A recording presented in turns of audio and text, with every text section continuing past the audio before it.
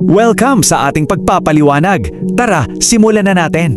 Kapag naririnig mo ang Mount Pulag, malamang ang unang pumapasok sa isip mo ay yung sikat na Sea of Clouds, di ba? Yung tipong malamig na simoy ng hangin, tapos grabe yung nakamamanghang tanawin sa pinakaitutok ng Luzon. Pero alam nyo ba, sa likod ng napakakapal na hamog na yan, may mga nakakakubling kwento na sobrang bihirang mapag-usapan. Ngayon, literal nating hahawi ang mga ulap para tuklasin ang isang napakamisteryosong lugar, ang tinatawag nilang nawawalang lungsod sa langit. So, tingnan natin to mula sa dalawang magkaibang pananaw. Para sa ating mga turista, isa lang itong ultimate hiking destination, di ba? Perfect para sa adventure at pang-Instagram na mga pictures. Pero, para sa mga katutubong Ibaloy at Kalangguya, ibang usapan na yan. Para sa kanila, hindi lang ito simpleng bundok. Ito ay isang napakasagradong hagdanan patungo sa kabilang buhay. At yung pag-intindi sa malaking kontrast na ito, yan mismo ang susi natin para maintindihan ang totoong hiwaga ng Mount Pulag. Hindi lang kasi ito basta physical hike, isa itong napakalalim na spiritual journey. Unang bahagi, tahanan ng mga ninuno. Bago pa man dumagsa ang mga hikers dyan, tinatawag na ito ng mga Ibaloy at Kalangguya na Playground of the Gods. Astig pakinggan, no? Pero ano nga ba talaga ang ibig sabihin niyan? Well, sa paniniwala ng mga katutubo, ang bundok na ito ay nagsisilbing isang banal na portal. Kumbaga, isa itong sagradong dagpuan para sa mga kaluluwa ng kanilang mga ninuno. Dahil nga sa sobrang taas nito, itinuturing nila itong pinakamalapit na punto sa langit na matatagpuan dito sa lupa. Kaya naman ganun na lang kabanal ang lugar na ito sa kultura nila. Ito yung mismong tulay sa pagitan nating mga guhay at ng kabilang mundo. Ngayong baka nagtatanong kayo, bakit sa dami-dami ng bundok? Dito pa. 3 rason. Una, ito kasi ang pinakamataas na punto sa Luzon. Pangalawa, gaya ng nasabi ko kanina, isa itong banal na lagusan patungo sa afterlife. At ito ang pinakamahalaga. Naniniwala sila na ang mga espiritu ng mga ninunong nandun ang mismong nagmamantena ng balanse ng buong kalikasan sa Benguet.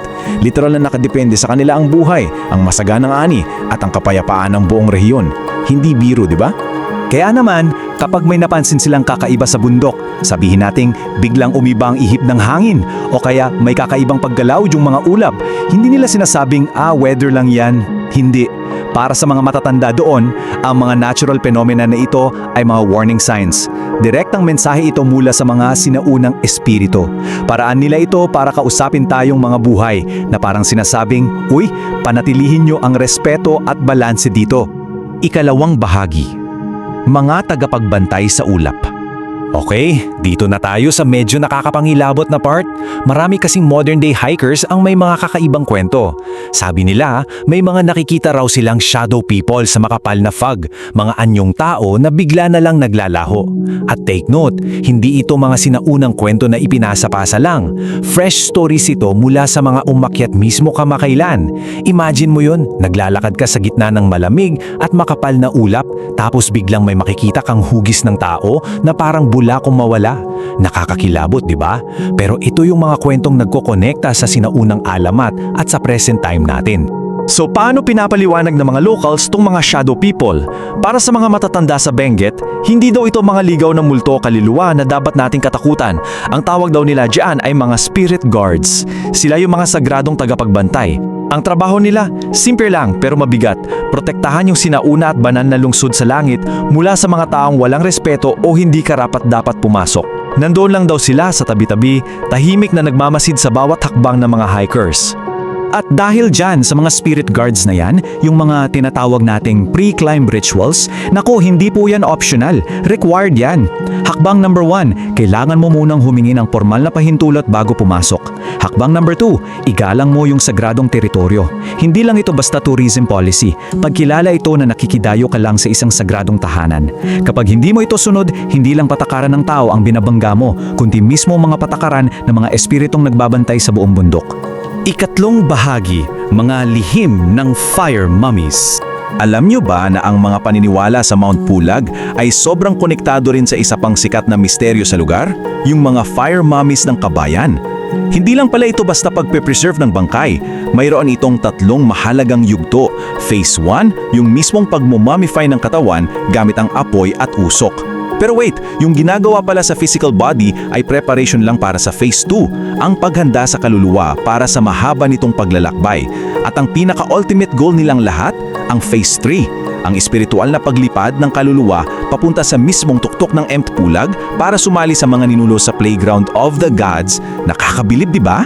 Kaya naman, bawat isang fire mummy na nakahimlay ngayon sa mga kuweba ng Kabayan ay hindi lang basta relic mula sa nakaraan. Bawat isa sa kanila ay isang napakahalagang piraso ng puzzle na bumubuo sa misteryo ng lungsod sa langit. Naiwan man yung pisikal na katawan nila sa kuweba, ang mga kaluluwa naman nila ang siya raw nagbabantay doon sa itaas ng bundok. Literal na magkadugtong ang kasaysayan nila at ang hiwaga ng Mount Pulag. Ika-4 na bahagi, paggalang sa hindi nakikita. So, ano ang takeaway natin mula sa pagpapaliwanag na ito? Paano natin titingnan yung pag-akyat natin hindi lang bilang physical na lakad, kundi bilang isang spiritual na karanasan? Ang kwento kasi ng Mt. Pulag at ng mga ninuno sa Benguet ay parang isang malaking paanyaya para sa ating lahat. Isang paanyaya na sa susunod na aakyat tayo ng bundok, huwag lang puro magagandang tanawin at sea of clouds ang tingnan natin. Kailangan din nating tanggapin na may mga limitasyon talaga ang siyensya, na may mabagay sa mundong ito na hindi basta-basta maipapapaliwanag ng lohika lang. Isa itong paanyaya na paminsan-minsan, tumahimik tayo at makinig sa mga bulong ng mga ninuno na patuloy pang umaalingaw-ngaw sa malamig na hangin ng kabundukan. At ngayon, pagkatapos nating alamin ang lahat ng to, ang mga kwento, ang mga ritual, ang mga misteryosong tagapagbantay sa ulap, at yung sagradong paglalakbay ng mga kaluluwa, iiwan ko sa inyo ang tanong na ito. Katang-isip lamang ba o sadyang may mga lihim ang kabundukan? Kung nagustuhan mo ang kwentong ito, huwag kalimutang i-like ang video, mag-subscribe at i-on ang notification bell para sa iba pang alamat at kwentong bayan. I-share mo rin ito para mas marami pang Pilipino ang makaalala ng kagandahan ng ating mga kwento.